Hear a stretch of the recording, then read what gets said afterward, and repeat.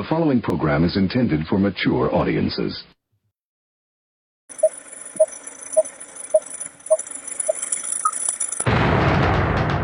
Truth revelation. I kill you! I kill you! I kill you!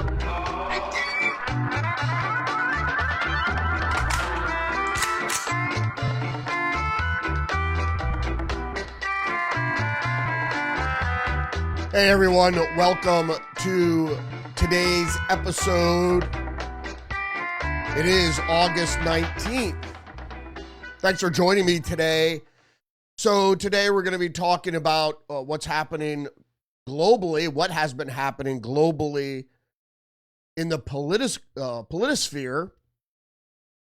Also, we're going to be talking about why liberals all of a sudden are defending or want to continue to prosecute war. And I'm going to start with a personal note. And then also going to talk a little bit more about technology and the fact that I predicted that humanoid robots within the next year or two are going to start advancing in other areas and usurping, displacing other human employment. Okay. So first, I want to talk about something that happened today. I read an article, maybe it was last week sometime, that, let's do this first. So yesterday I was complaining about my computer, which of course is problematic, because the stream wasn't coming through. But then I looked at the recorded version and it looked like it was fine, and it looked like OBS is acting fine. It's just my feed from Rumble is frozen. So I don't know exactly what's happening there. So see if I can't get it running now. So I wanted to share an experience I had this morning, and I talked about this with, I think it was a Wall Street Journal article, a story last week that talked about e-bikes, electric scooters, all these different things. The problem is that people that ride these things don't obey traffic laws. And a lot of the electric bikes, like in my neighborhood, they go up to 40 miles an hour, 30, 40 miles an hour, and there are kids on these bicycles that are zipping on the wrong side of the road, obviously not making sure that other motor vehicles see them, etc. It's very dangerous. So this morning, I'm coming out of a local diner, Greasy Spoon, where I was picking up some breakfast, and I'm pulling out of the parking lot, and riding at full speed on an electric scooter was a Hispanic man, looked new to the country, and was riding full speed on the sidewalk in the opposite direction, so against traffic. So I started to pull out because I looked both ways, but he was on the sidewalk, and my point of view was blocked by a car that was parked there in the parking lot. So he was zipping full speed on the sidewalk in the opposite direction, and when I started to pull out, he saw me, and I almost ran him over. Wouldn't that have been a shitty way to start my day, running over some immigrant that's driving an electric scooter on the sidewalk, which is against the law, and anything motorized, you can't ride on the sidewalk, and in the opposite direction. So people aren't expecting to see a motorized vehicle coming from that direction. So I gave it my due diligence. I looked in that direction, but of course you're not looking for a motorized scooter coming down the sidewalk at whatever it was, 20 miles an hour. I almost killed the guy. And the expression on his face was like, "Oh my God, what do you expect? What do you expect? You're at fault." And I Like, I have to look for motorized vehicles humming down the sidewalk in the opposite direction at 20 miles an hour. Come on. Sorry, I just had to rant about that. Really, because this has happened to me in my town, my city, time and time again. One time it was at night. I was picking up food at a local restaurant, and this guy was riding a motorized bike or scooter on the sidewalk, moving in the right direction, but he was dressed in all black, no lights or anything, and I was pulling out of the restaurant parking lot, and I almost killed him. And this is all within the past 6 months. Or I should say the past year, because I think it was winter when that happened. First of all, motorized vehicles, I don't care what the fuck, if they're electric, if they're bicycles, if they're scooters, if they're skateboards,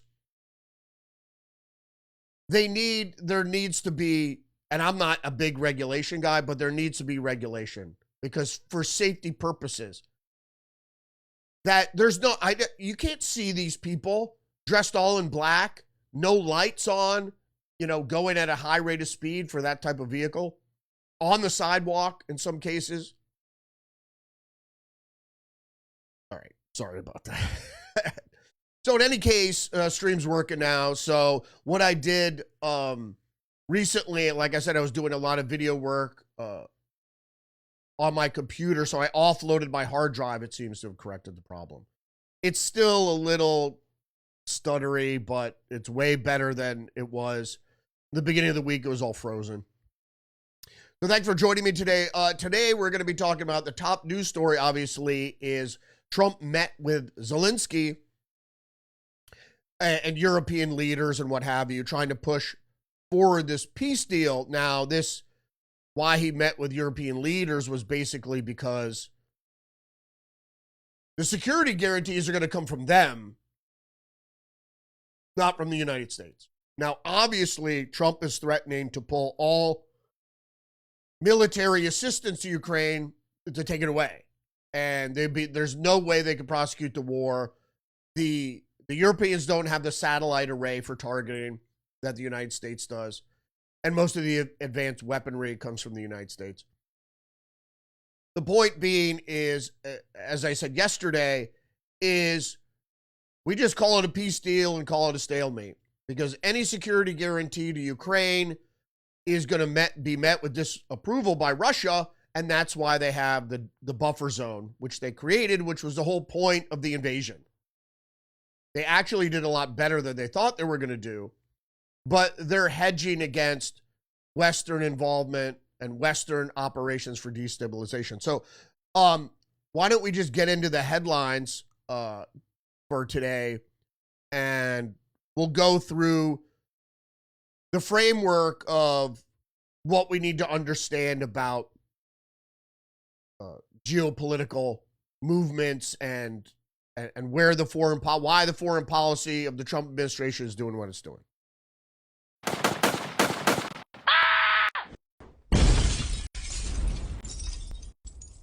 All right, we're going to start with Fox News. Trump moves to broker Putin-Zelensky meeting following DC peace talks. Meeting between Zelensky and Putin would be followed by a trilateral discussion involving the U.S. So, first of all, Zelensky's a puppet. He's an idiot. He's an actor that was put in there by the deep state. And he doesn't know anything. They're talking about a trilateral discussion, and Zelensky says, well, we could have a trilateral meeting with or without you, President Trump. Well, if the United States isn't there, it's not trilateral. It would be bilateral. So apparently now what seems to be the case is that there's going to be a bilateral meeting with Zelensky and Putin, or Ukraine and Russia, and then it'll be followed up by a meeting with those two leaders and Trump. This is breaking news today, New York Post. Trump rules out putting American boots on the ground in Ukraine. This is extremely important for the simple reason is that what they're talking about is a peacekeeping. The European Union is talking about, and Ukraine wants a peacekeeping contingent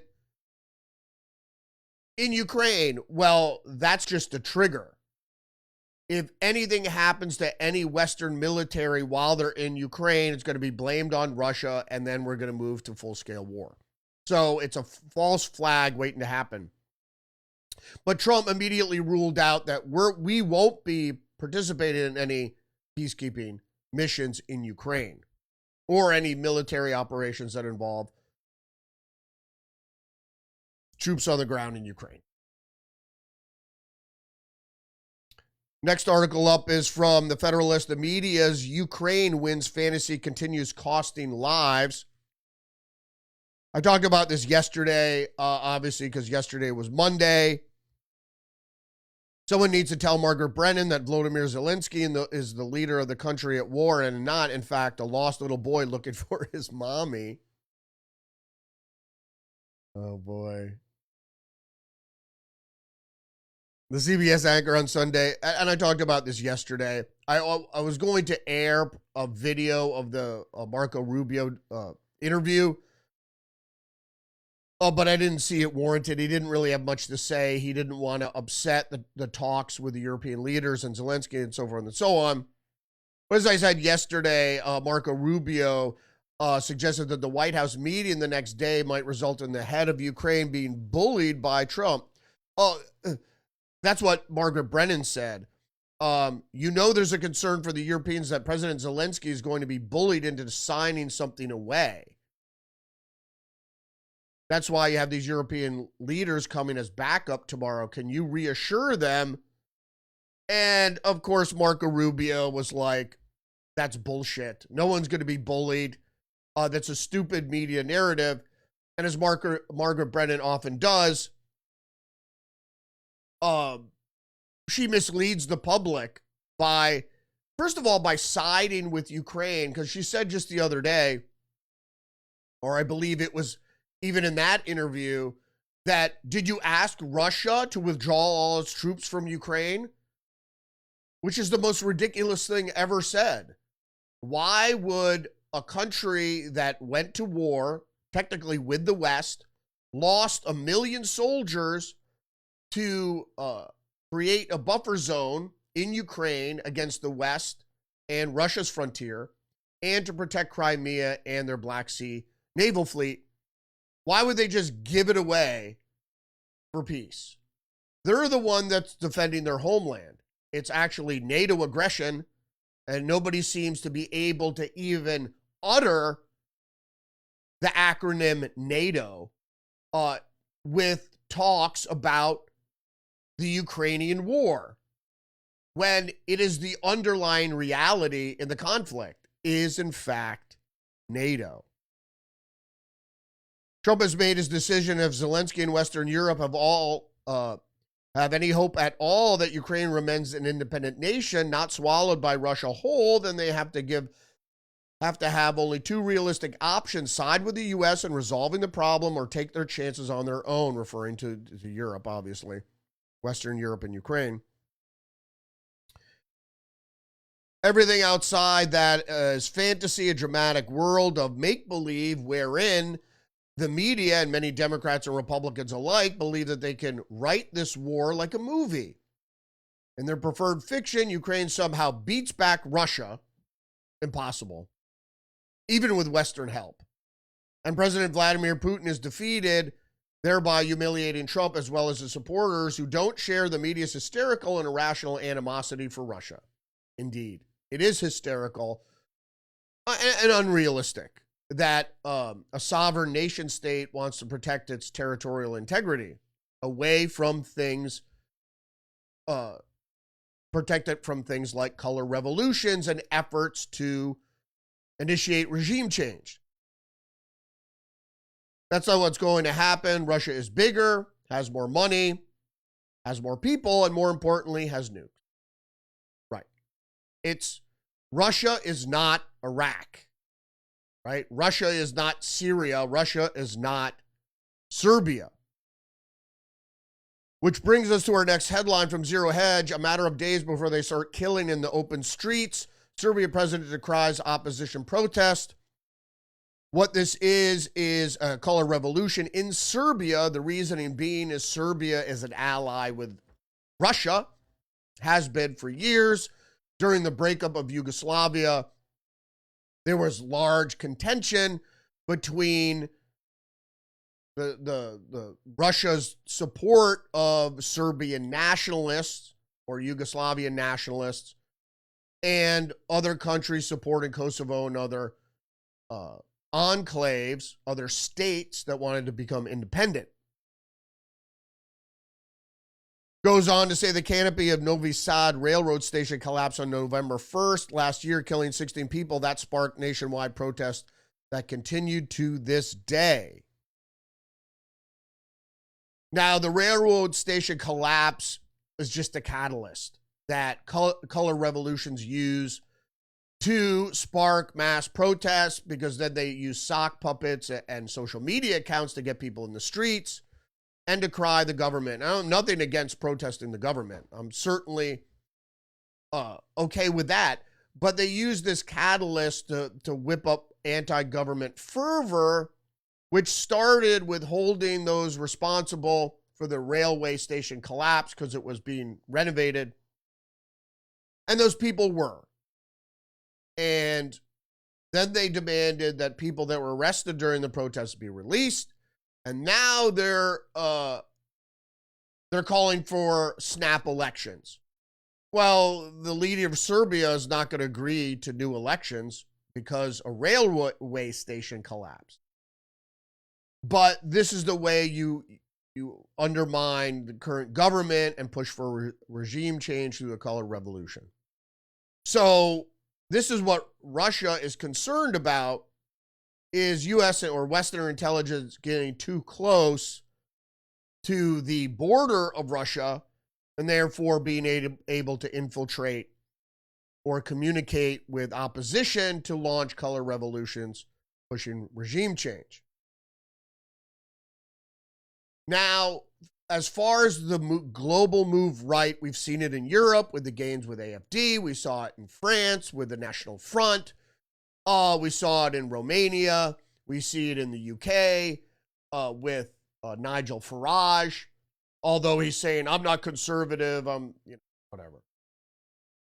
But there's been this renewed interest in individualism and nationalism, which are all hallmarks of the right, but not to be confused with National Socialism, which everybody says is a right-wing movement, Hitler's movement, the Nazis, but it was socialist. It really wasn't right-wing, it's socialist, but it was fascist in a bunch of different ways because they didn't nationalize industry.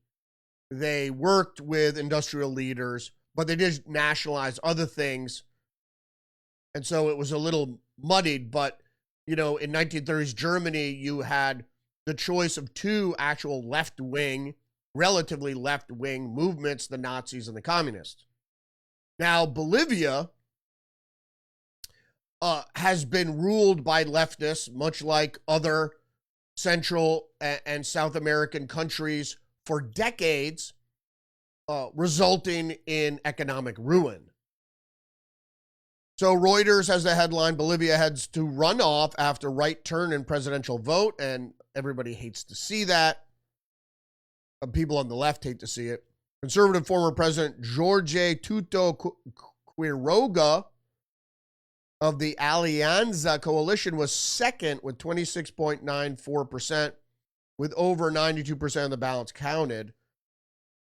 So he is the former president, a conservative, right? He's the furthest to the right. And you're going to make sure that the liberal establishment, the global liberal establishment, global deep state, are going to make sure that he doesn't get elected. If no candidate obtains more than 40% of the vote with 10% lead, there will be a runoff on October 19th. Full official results will be announced within 7 days. So we saw this in Romania too. It's when the establishment is losing, they make it, and they did it in this country for years, too close to call. So it's much easier to cheat and for people to buy into the cheat if the numbers are so close. Sort of what happened with Warnock and Herschel Walker in Georgia back in, I think it was early 2021, that they were still cheating at the time, and then they went ahead and had the runoff because it was too close to call, a few months earlier. So they had a runoff, and they didn't do anything about mail-in ballots, and we're going to talk about mail-in ballots in just a second. And so Warnock won, even though it was clear that Herschel Walker had a lot of support, and I believe he was cheated out of his Senate seat. So the Associated Press has the headline, Bolivia heads to presidential runoff as 2 decades of left-wing dominance ends. Bolivia's president, the lead reads, Bolivia's presidential vote headed to an unprecedented runoff after election Sunday that ended more than 2 decades of left-wing dominance in the Andean nation, but signaled voters' trepidation about major lurch to the right. Is it voters' trepidation? Or is it the establishment's trepidation? Which I think it's the establishment's trepidation. Because if you saw what happened to Bolsonaro, not that far away from Bolivia in Brazil, and what you saw in Romania, and what you saw was done to the AfD and to Marine Le Pen, et cetera, the liberal establishment will never let a controlled nation like controlled nation of Bolivia end up with a duly elected leader if they choose to go further right and go with a conservative former president, Quiroga. So the dark horse centrist, in other words, the preferred candidate for the establishment, Senator Rodrigo Paz, drew more votes than the right-wing frontrunners, although not enough to secure an outright victory, early results showed. And Paz chimed in as well as others, saying this economic model must change. Obviously, socialists, I don't want to just say liberals. Liberals like to spend liberally, but socialists have bad fiscal policy. And that bears out, maybe not immediately, but certainly after decades. And we saw what happened in Argentina, etc. So Rodrigo Paz drew more votes than right-wing frontrunners. In other words, they tried to cheat in the general to get their centrist candidate in, which once elected, you will see will lean further left again. So they cheated, but there wasn't enough pad in the vote because the lurch rightward was so extreme and so popular that they weren't prepared. So he didn't have enough votes to win, but they'll make sure during the runoff he will certainly have enough votes to push out any far right conservative, because they don't want conservative. You got to keep the money spending. Leader of Bolivia, because they see their whole thing falling apart. It was supposed to be a big internationalist, globalist, socialist order, and it's falling apart before their eyes. That's why the Democrats aren't really for democracy. So let's get to democracy in this country. First, we're going to start with One America News. Trump announces effort to abolish mail-in voting for federal elections. Elections can never be honest with mail-in ballots. And according to Trump, I'm going to lead a movement to get rid of mail-in ballots. And also, while I'm at it, highly inaccurate, very expensive, and seriously controversial voting machines, which cost 10 times more than accurate, sophisticated watermark paper, which is faster, and leaves no doubt at the end of the evening as to who won. Of course, the reason they went to electronic voting machines and now mail-in ballots is to cheat. So they don't really care about democracy, because democracy is a process. Why would you go from a cheap, easily verifiable method and go to a more expensive, more vulnerable method of voting. We will begin this effort, which will be strongly opposed by the Democrats because they cheat at levels never seen before by signing an executive order to help bring honesty to the 2026 midterm elections. Now, we're going to get into a New York Times article describing the same thing. But my problem with OAN and the New York Times is in their whole fucking article about mail-in ballots, they don't even mention absentee ballots.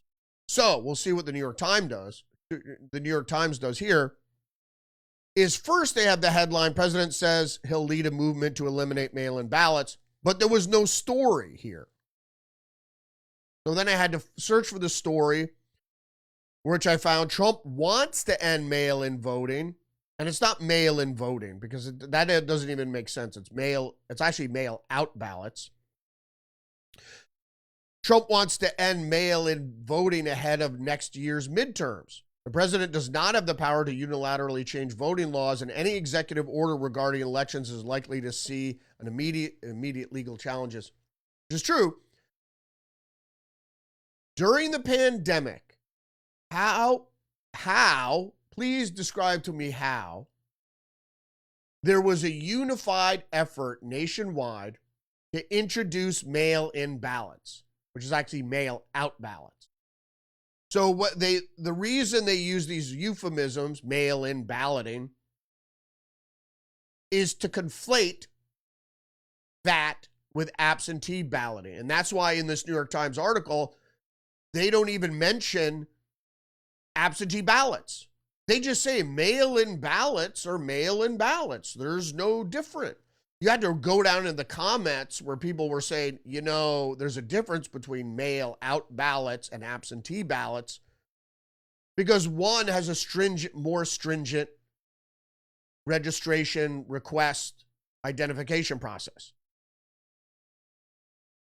These two idiots, Tyler Pager and Nick Corasanetti, write in the New York Times, President Trump vowed on Monday to lead a movement to eliminate the use of mail-in ballots, continuing his legally dubious crusade against the nation's voting rules, which he has long attacked and falsely blamed for his 2020 loss. Okay, first of all, Tyler and Nick, you're fucking wrong because if you looked at any of the data coming in about 2020, you could see that there was an influx of tens of thousands of ballots that only voted for President Joe Biden, making him the most voted for president in the history of the United States when he wasn't that popular. He just wasn't. So you can't explain it. Why? It was just animosity toward Trump. Then how come 4 years later that Trump had another overwhelming victory, much like he did in 2016, and he would have had in 2020? The problem is with mail-in, mail-out ballots is chain of custody problems, and then it gives you the ability to introduce tens of thousands of ballots after the polls have closed and after counting has begun. This shouldn't be allowed. We never had mail-out ballots before because it invites fraud.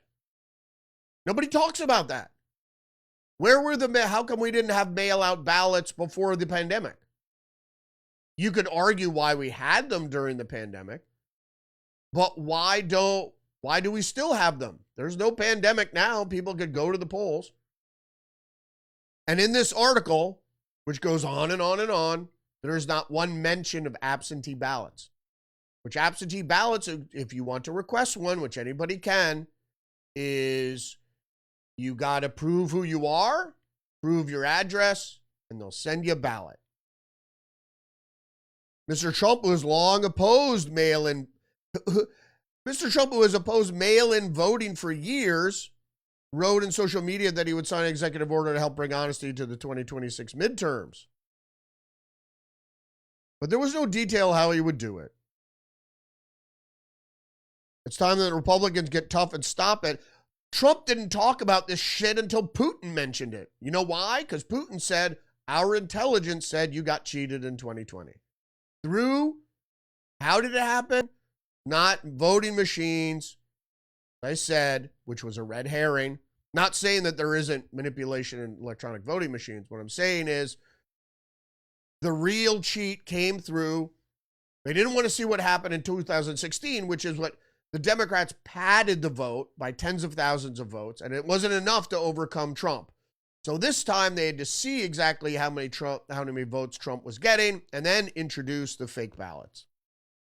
Which it doesn't matter as long as you can attach it to a registered voter, whether they were legal or not, doesn't matter.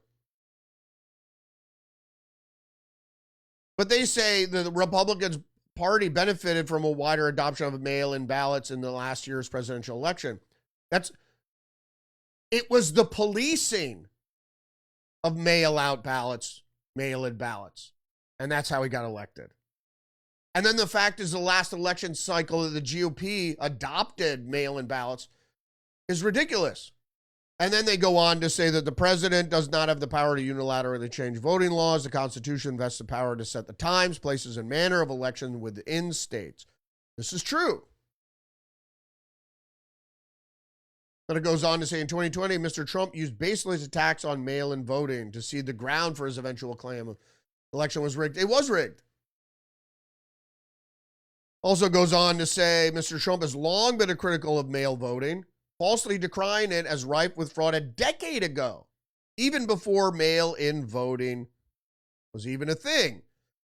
So here you could see that the New York Times is conflating absentee balloting with mail-in balloting. Not the same thing. Now, absentee balloting may have its problems. I'm sure it does. But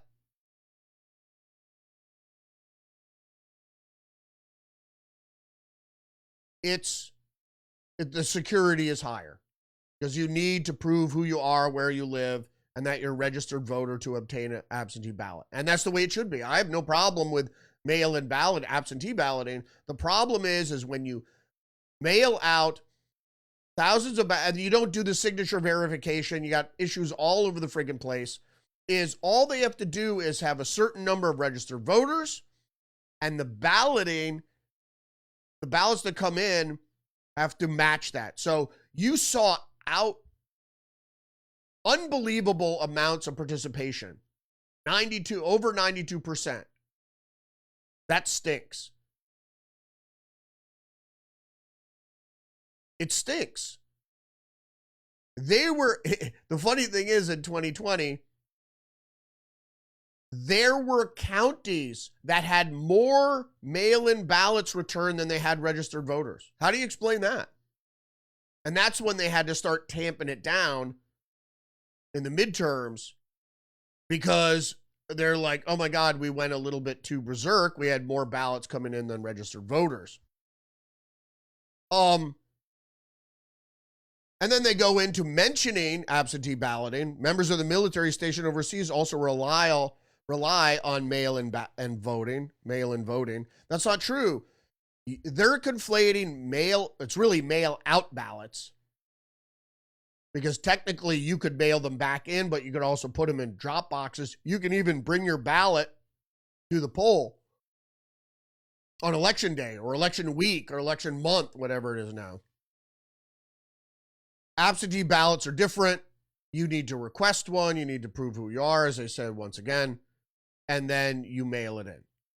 And of course, you need to keep the signature verification.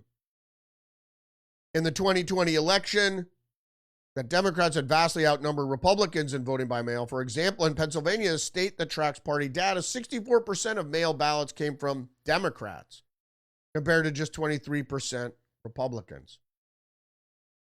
If they were actually filled out by a registered voter, a legal registered voter, which isn't 64% of mail. Of course, the fraudulent ballots favored the Democrats. All right, got more news. One American News, White House announces record-breaking U.S. earnings, with stock market experiencing significant gains under the Trump administration. The economy hasn't taken off like it needs to. It's still being held back by interest rates.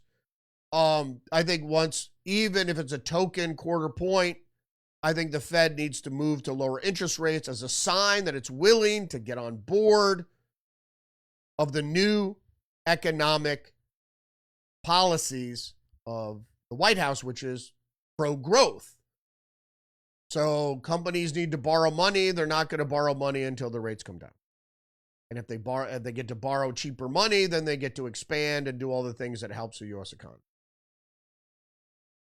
which is not going to be insulated, certainly, from the effects of AI, which we're going to get to that in just a second as well. All right, so PJ Media, the left must be reeling after D.C. police union drops truth bomb on crime stats. So, Trump in 2 weeks sent in the feds. They scoured the streets, and immediately people said the atmosphere that the threat of crime reduced, but the atmosphere on the streets was much more palatable. Well, it was certainly more conducive of doing business, because the whole reason that this came about was restaurant groups in D.C. were complaining that their customers are all gone because it wasn't safe to go out on the street at night. Maybe to go to dinner, but leaving the dinner after a couple drinks, you don't want to encounter a group of thugs. And that's who was terrorizing D.C., was mostly groups of young people, teenagers, carjacking, petty stick-ups, all these sorts of things. So the D.C. police union backed up these outcomes with hard numbers. Compared to the week before Trump's intervention, robberies fell by nearly half. And that's what I'm talking about. Carjackings, once a daily menace, plunged the study 38%. Carjackings, once a daily menace, plunged a stunning 83%. Violent crime overall dropped by 22%. Car theft was down 21%. Assaults with deadly weapons dipped by 6%. Even property crime ticked down, and in total, crime fell about 8% in less than 2 weeks. Now you could say, oh, it's the DC police union. Yeah, but they're defending federal intervention, which doesn't look good on them. But there we're saying that politically their hands were tied by the administration of Muriel Bowser.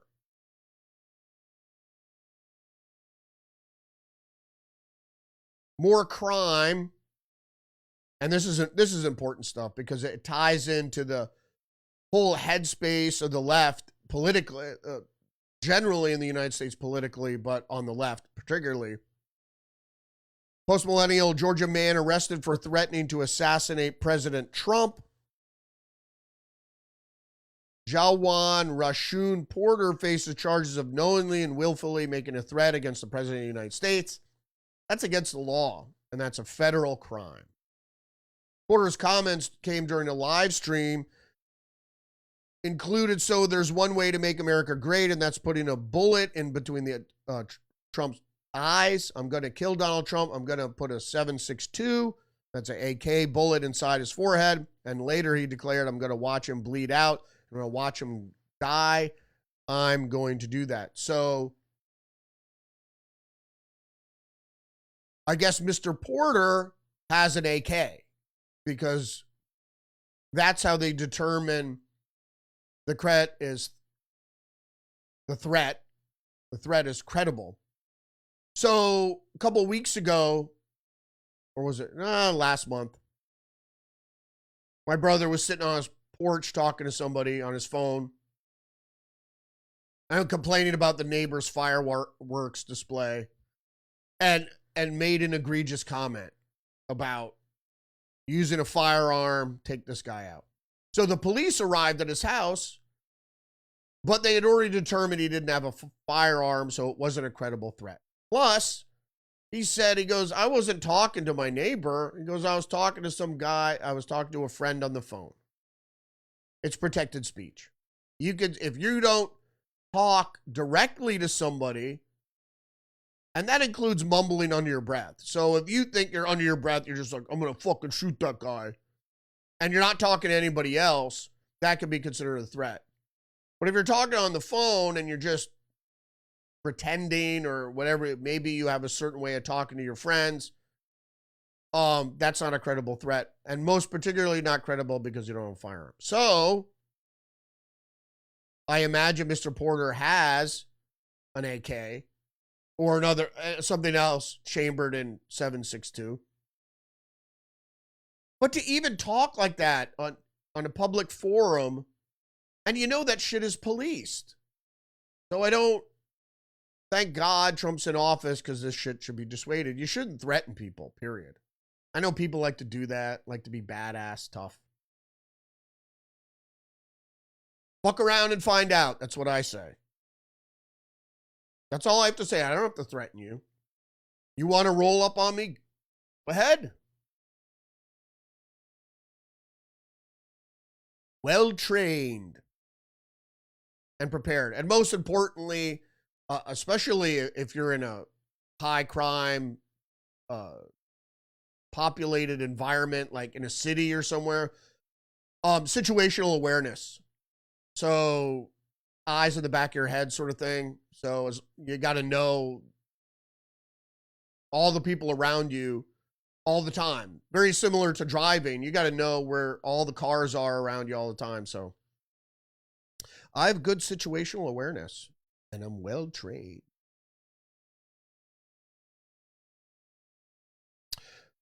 All right, New York Post article. So more of the same. Deranged woman arrested after threatening to sacrificially kill President Trump in unhinged rant. Nathalie Rose Jones, 50, and this is some stupid white woman, was arrested on Saturday after she made threats on Facebook and Instagram and then traveled from New York to Washington, D.C. with the goal of having Trump eliminated if the opportunity presented itself. D.C. U.S. Attorney Janine Pirro said Monday, I'm willing to sacrificially kill this POTUS by disemboweling him and cutting out his trachea with Liz Cheney and all the affirmation present. Whatever the fuck that means. Fucking crazy. So you can't threaten people on Facebook, social media, not on social media, whatever. That's what the FBI is supposed to be monitoring. And why? You know, it's Trump derangement syndrome. Was a propaganda success. That the whole thing about pushing, because it all started with Hillary Clinton. Hillary Clinton was there more to this article? Yeah, let's just look at this article before I go off on something else. So this is her post, and she goes on. I guess it's long-winded. Let's finish planning this arrest and removal ceremony now.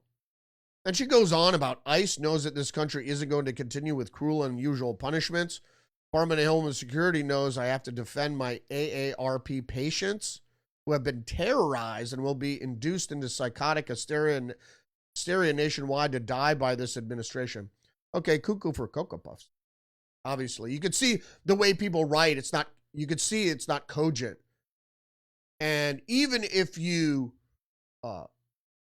write in anger, if you're tripping and you write things down, you don't reread it and say, oh my God, that sounds cray cray. It is. You don't write like that. I mean, it's not like sometimes you say stuff and you go, oh shit, that sounded crazy. But if you write stuff and you go and you proof it, you're like, wow, this sounds good. And she just goes on and on. So it's crazy. Well, what I was going to get into was the Trump derangement syndrome was a propaganda success for the left. Hillary Clinton was not well liked. So they sought to actually propel Donald Trump's candidacy and make him a foil. So actually the Clinton machine was behind Trump's early early entry into the presidential race. And they always had the Billy Bush tape, and they had some other stuff that they go, if he gets any traction, we'll cut him down, we'll release this stuff, and his candidacy will be over. Well, it didn't work. And then General Flynn and the Tea Party said, Trump, join the libertarian constitutional conservative movement. That is Republican, but not aligned necessarily with the Republican Party. So we did that. And as soon as he started talking about revived nationalist fervor, isolationism to some degree, I guess you could say America first, which was, as Steve Bannon will tell you, and many people would tell you, was bubbling under the surface for years. People, the hayseeds in middle America know a thing or two about China's involvement in world trade and what exactly was happening. I'm not going to digress too much. But it was a propaganda success to demonize Trump. And they continued with this propaganda for years and years and years. And it was very successful. It's still successful to this day, to the point where people are so deluded with TDS that they're threatening to kill him. Wittingly, unwittingly, they don't know what the fuck they're doing. They don't know they've been psychologically manipulated. Because what are they? They never met Trump. They don't know Trump. They've been told Trump is bad. This woman was told Trump was killing people.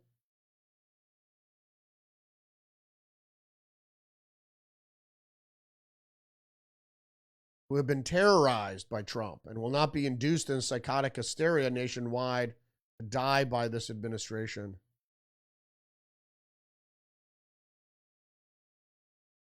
Crazy, crazy people. And there's more craziness and illegality. PJ Media is reporting DHS, the busted ICE doxing TikTok influencer, is a criminal alien herself. If you didn't know about this story, I reported on it yesterday.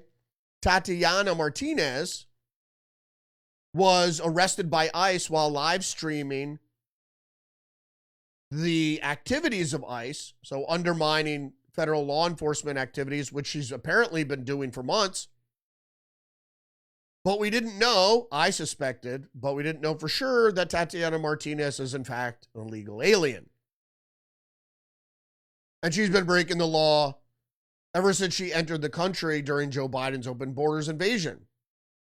So the reason she was doxing ICE was it benefited her.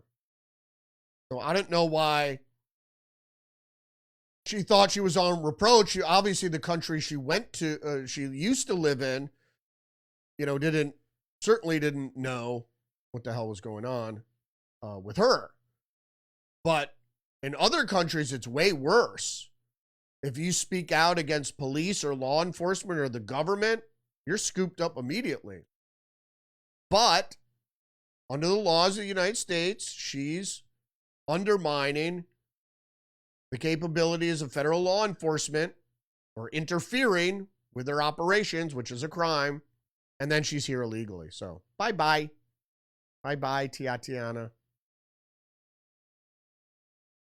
And we've got more craziness from the New York Post. White House mocks unserious New York Democrat Representative LaMonica McIver after she claims Liberation Day is racist and code for white power.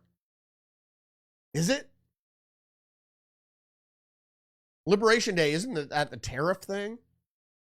How is that white power? People are completely unhinged.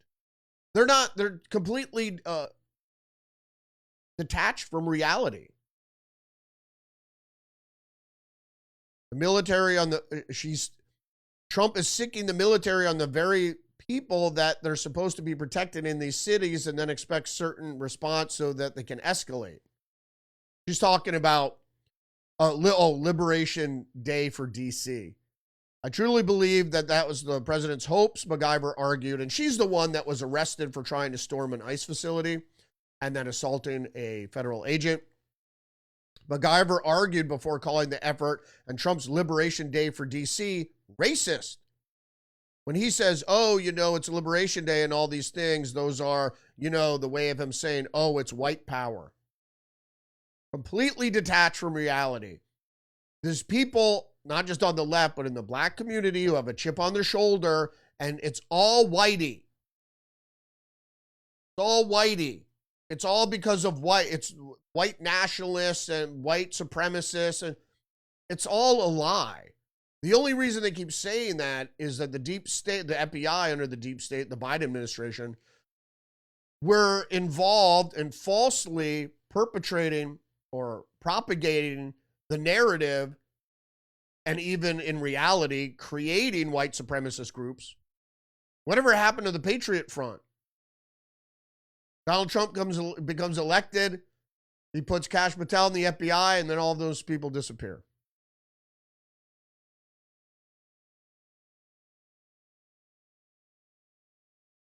And there's more. Is this the DC? I thought this was the DC article. Fox News, slap in the face, major blue state governor signs bill opening financial aid to illegals. Our state is drowning in debt, yet J.B. Pritzker is determined to drain even more taxpayer dollars to reward criminals. Illinois Governor J.B. Pritzker, major Democrat leader and rumored presidential candidate, signed a bill into law opening student financial aid to all residents regardless of immigration status. Spending money on people that shouldn't be here. Just the news, San Francisco Unified School District faces payroll crisis as some teachers aren't getting paid, because this is what happens. It happens in bad fiscal policy. Socialism wants to give everybody money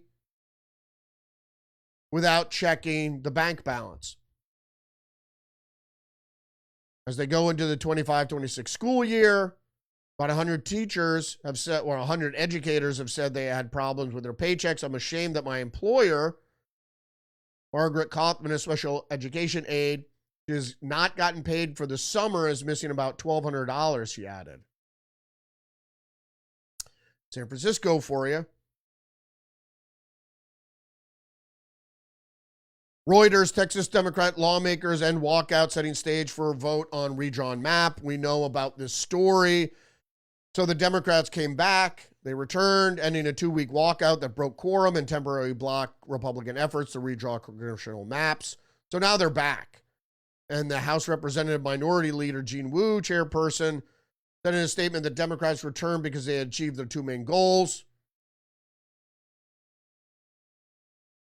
But now they're back, so they're going to have to vote on redistricting. But now that their media stunt, they said, successfully worked because Gavin Newsom is retaliating. Go ahead. Go ahead. I don't have a problem with that.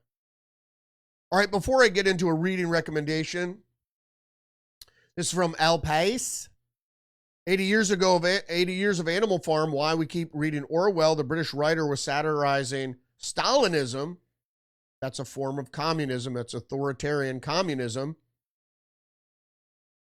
But the story is a warning against any form of totalitarianism and a defense of independence, intelligence, and above all, humanity.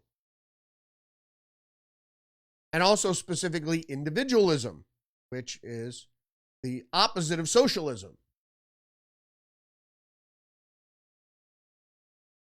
And now I want to move to my Rudy's Revelation, reading recommendation.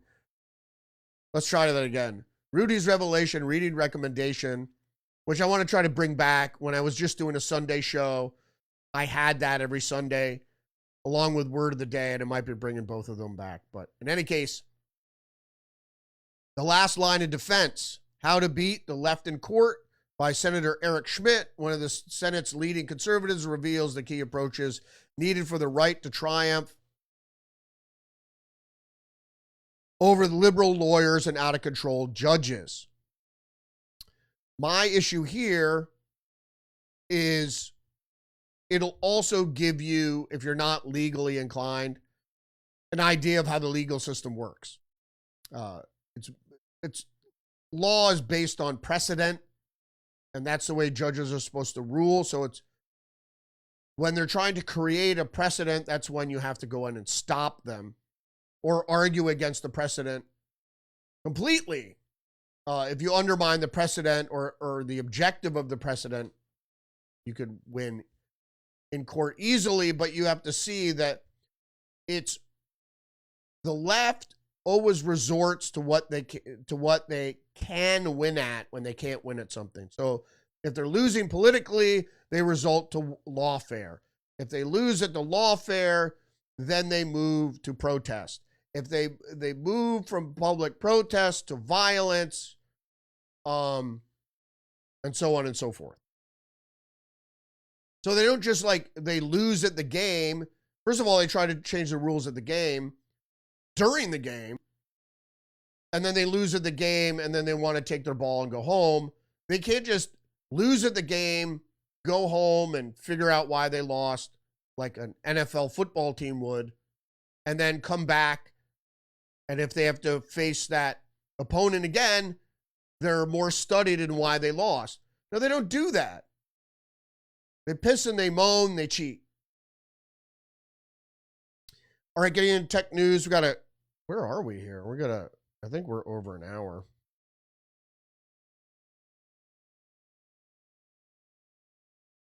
Nope, 55 minutes. So let's get into, so we'll finish within an hour, which is always my goal. So from the Economic Times, AI will replace most humans, but then what? Well, what the fuck do they mean by that? What do you mean replace humans? Like get into their skin? No. They mean as far as human endeavor is concerned. So the thing is, people think about employment most. They're going to replace human employment, yes. But also, particularly, they're going to replace human endeavor. So imagine a world where you're watching a football game and all the players are robots. Or what's the point of having the hobby of beekeeping or painting or something if indeed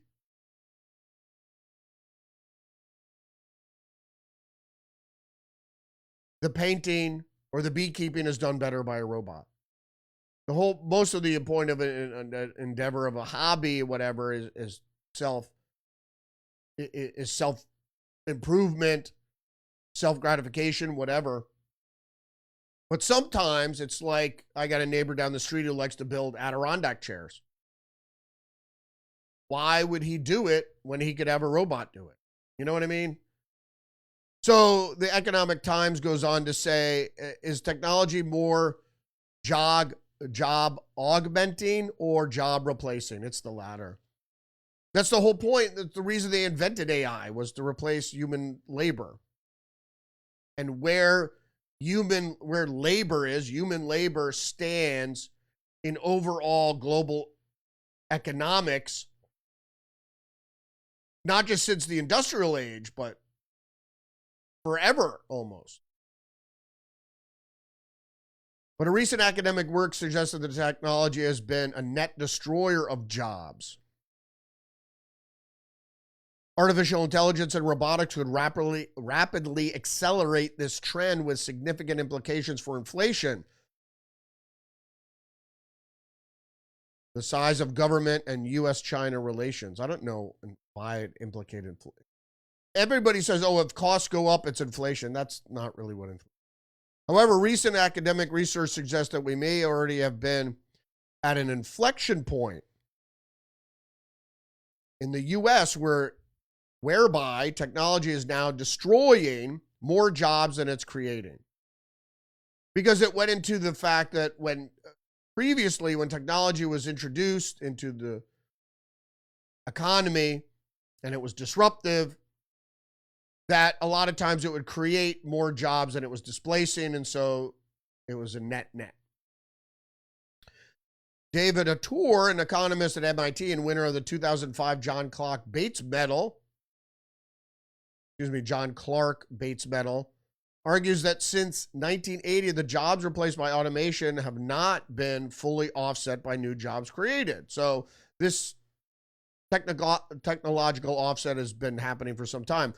This reflects the pace of technological change and the fact that advancements are now focused increasingly on professional, technical, managerial occupations rather than lower skilled work, which the automation of assembly lines and stuff by robotics was.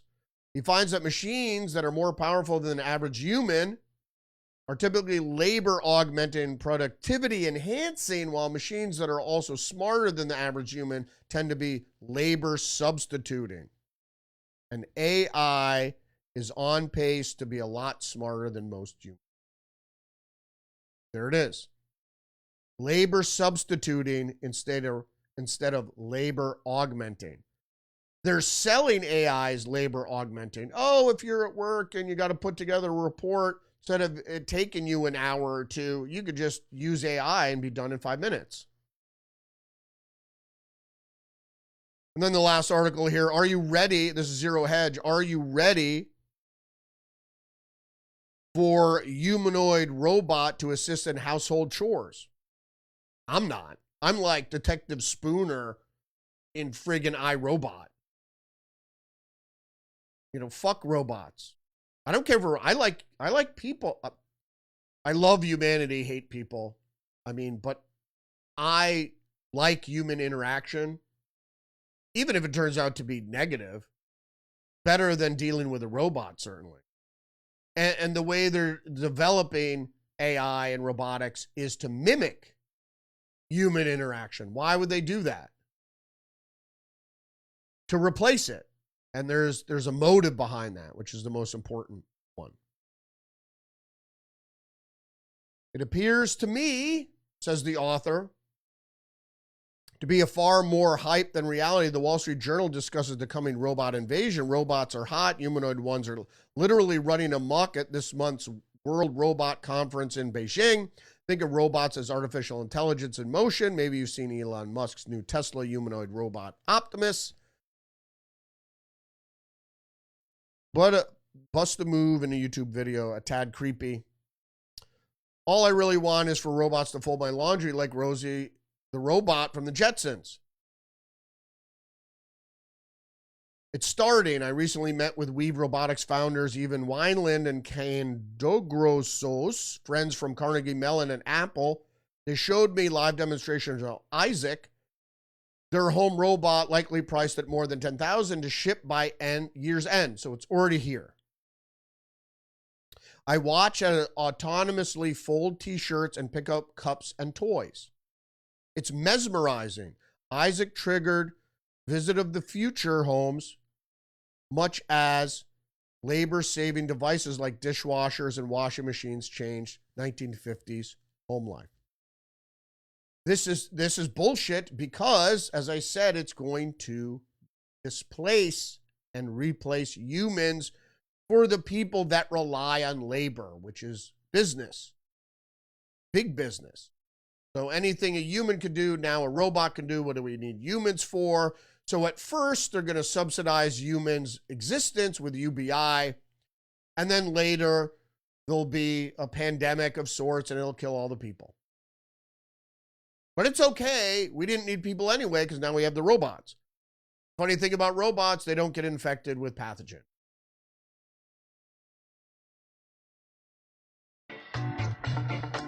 Thanks for joining me today. Don't forget to engage the channel, like, subscribe, leave a comment, share the podcast. Give me a thumbs up. Remember, you're under attack psychologically and biologically. Stay hip to the trick.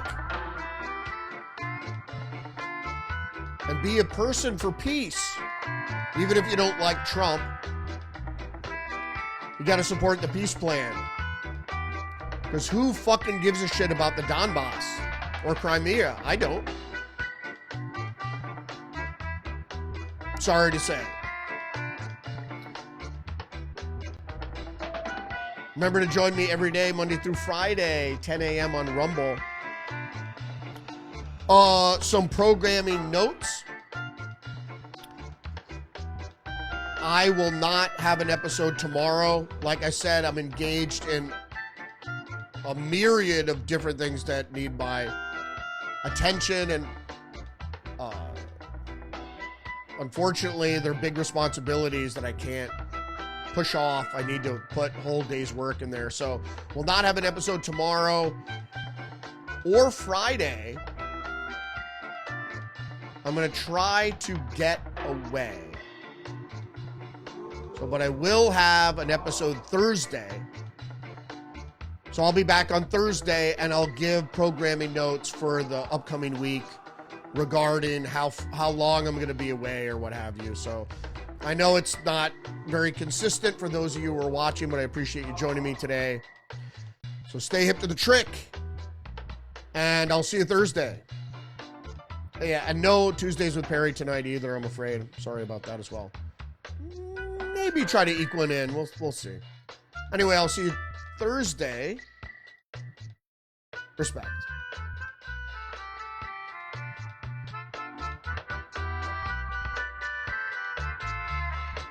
I'm Donald Trump, and I approve this message.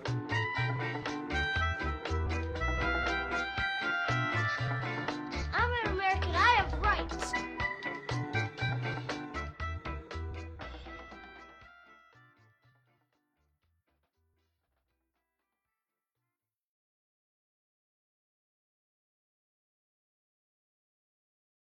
I kill you!